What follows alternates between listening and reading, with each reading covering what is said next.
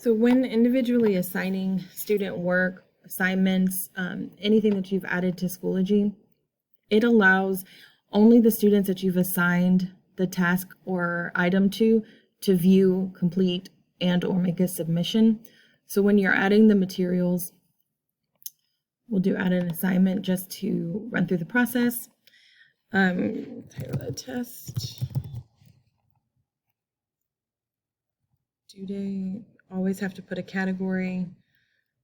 Make sure all these are there.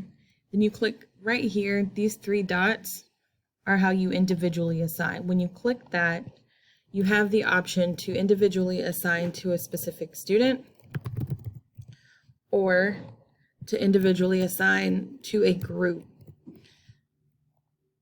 In order to assign to a group, you have to have previously created grading groups. There's also a video for that in the Schoology resources.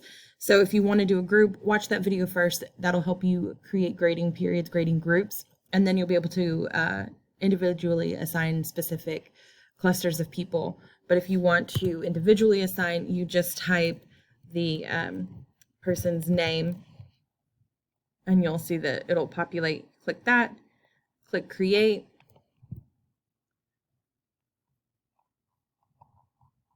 And now this assignment, you'll see the 2 here. That tells you how many people that it has been assigned to. If you go to your grade book,